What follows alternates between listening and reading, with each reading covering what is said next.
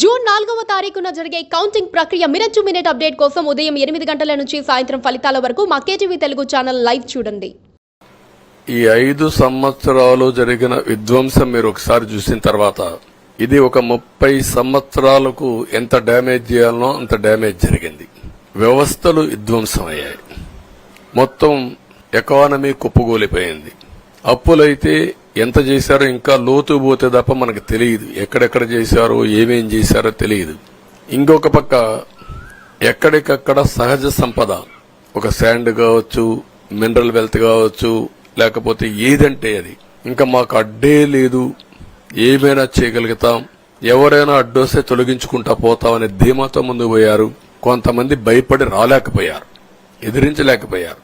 నా కళ్ల ముందర ఒక రైతు చూస్తే ఆ పొలం పక్క నుండి ఇసుక తీసేస్తే అక్కడ భూగర్భ జలాలు ఉండవు. వ్యవసాయానికి నీళ్లు కూడా కొరత వస్తుంది. పక్క నుండే పొలాల్లో కూడా నీళ్లు ఉండవు. కానీ మాట్లాడే సాహసం చేయలేకపోయాడు. ఆయన కళ్ల ముందర ఆయన పొలంలో మట్టి తీసుకుపోతా ఉంటే ఎదిరించలేని నిస్సహాయ స్థితికి వచ్చాడు. మా వాళ్లు పోతే హౌస్ అరెస్టులు చేశారు. ఇవన్నీ చెప్పుకుంటూ పోతే ఒకటి కాదు, చాలా జరిగాయి. అవన్నీ కూడా ఏ విధంగా చేయాలనో చేస్తూనే మళ్లీ వ్యవస్థలన్నీ కూడా పునరుద్ధరించాల్సిన బాధ్యత ఉంది. అదే మరిగా మాకు ఒక 4-5 రోజులు ఇవన్నీ చూసిన తర్వాత డెప్త్కి పోయిన తర్వాత మీరు పేపర్లో రాసినట్టు గాని మేము మాట్లాడినట్టు గాని ఒక లెవెల్లో ఆగిపోయినాయని నా ఉద్దేశం. ఎందుకంటే నేను రాజకీయాలు 40 ఏళ్లు చూశాను.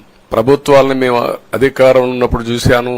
బాగు చేసి మళ్ళా అపోజిషన్కి వస్తానే వీళ్ళు నాశనం చేస్తే మళ్లీ నేను అధికారంలోకి వస్తానే దాన్ని బాగు చేయాలంటే ఎన్ని కష్టాలు ఉన్నాయో నేను చూశాను. సంబంధం లేని వ్యవస్థతో డబ్బులు తీసుకొచ్చి సంబంధం లేని డిపార్ట్మెంట్కి ఇచ్చారు. ఇలాంటి చాలా ఉన్నాయి. అవన్నీ ఇన్ కోర్స్ ఆఫ్ టైం మీకు కూడా చెప్తాం. అల్టిమేట్ గా ఇదేదో మేము అధికారం అంటే జుబిలియంట్ గా బ్రహ్మాండంగా ఉందనుకోవడానికి కాదు. ఒక బాధ్యతతో మా మీద ఎంత నమ్మకం పెట్టుకున్నారో ఈ ప్రజల్ని మళ్లీ ఒక దారి చూపించే మార్గం మేము చూపిస్తాం. Please subscribe to KTV Telugu. KTV Telugu. KTV Telugu.